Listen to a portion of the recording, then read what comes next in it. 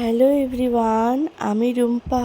আজ আমি চলে এসেছি আজকে তোমাদের কাছে একটা নতুন গল্প নিয়ে। তো বন্ধুরা, আজকে তোমরা দেখতেই পাচ্ছ যে আমি একটা রেসিপি নিয়ে এসেছি, সেটা হচ্ছে চিচিঙ্গা। তো এটা দিয়ে আজকে আমি বানাতে চলেছি একটা সুন্দর ডিশ।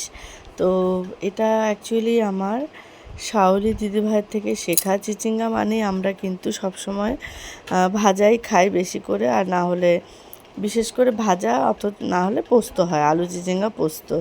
কিন্তু চিচিঙ্গার বড়া আমি কোনো দিনও খাইনি, ফার্স্ট টাইম ট্রাই করেছি। তবে হ্যাঁ, শাওলি দিদিভাই বলেছিল গোল গোল করতে, কিন্তু আমি গোল গোল করিনি, যেহেতু 3-4 দিন ফ্রিজে ছিল মানে চিচিঙ্গাটা, তো একটু শুটিয়ে গেছিলো, তো যার জন্য আমি একেবারে কুচিয়ে নিয়ে চালের গুঁড়ো, বেসন, তারপরে তোমার একটু খাবার সোডা, পরিমাণ মতো নুন, মিষ্টি, হলুদ, সমস্ত কিছু দিয়ে খুব ভালো করে মেখে নিয়েছি। তারপর কড়াইতে বেশ খানিকটা তেল দিয়ে আবার একটু গরম তেলও তার মধ্যে মিশিয়ে নিলাম, যাতে মুচমুচে হয়। আর এরপর আমি আস্তে আস্তে বড়াগুলো ভেজে নিয়েছি। তো বন্ধুরা, জীবন মানেই জি বাংলা কিন্তু সবার ক্ষেত্রে নয়। কিছু কিছু মানুষের জীবন কিন্তু জীবন মানে শুধুই যুদ্ধ। তো সেইভাবেই জীবন চালিয়ে চলেছি আজও। আর তোমরা তো আমার খুব ভালো বন্ধু আছো, যারা সবার সঙ্গে মনের কিছু কিছু জিনিস আমি অনেক সময় শেয়ার করি। তো যাই হোক, কি বলবো, জীবনে এগিয়ে চলতে হবে, এটাই হচ্ছে কথা। যত ঝড় ঝাপটা আসুক, সমস্ত বাধা অতিক্রম করে আমাদের এগিয়ে যেতেই হবে। কারণ আমাদের জীবন তো আমাদের একার উপরে নির্ভর করে না।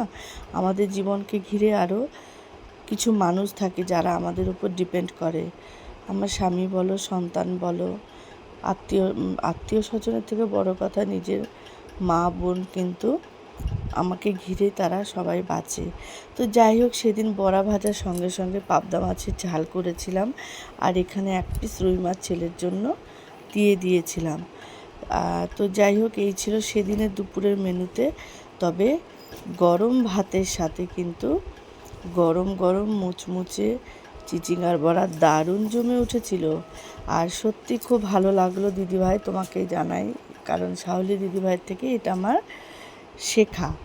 তো যাই হোক, চিচিঙ্গার বড়া খেয়ে খুবই ভালো লাগলো। তবে হ্যাঁ, এটা আরেকটু ভালো হতো যদি আমি চিচিঙ্গাটাকে একটা প্রেসারে সিটি দিয়ে নিতাম, তাহলে না আরেকটু নরম হতো। তো যাই হোক, 1 পিঠ হয়ে যাওয়ার পরে ফ্লেম কমিয়ে আমি কিন্তু আস্তে আস্তে বড়াটা ভেজেছি, কারণ নুন দিয়ে যতই মেখে রাখি না কেন একেবারে তো নরম হয় না। আর বড়া যেহেতু উপরে বেসনের একটা প্রলেপ থাকে, তো সেই কারণে ভাজা হয়ে যায়। তো যাই হোক, দেখে তোমরা বুঝতেই পারছো ভীষণ সুন্দর তো হয়েছে। তো যাই হোক, নিজে যখন বানিয়েছি তো নিজেই একটা রিভিউ দিচ্ছি, কেমন হয়েছে দেখে নাও। তারপরে তো বলবো চিচিঙ্গার বড়া ফার্স্ট টাইম করলাম।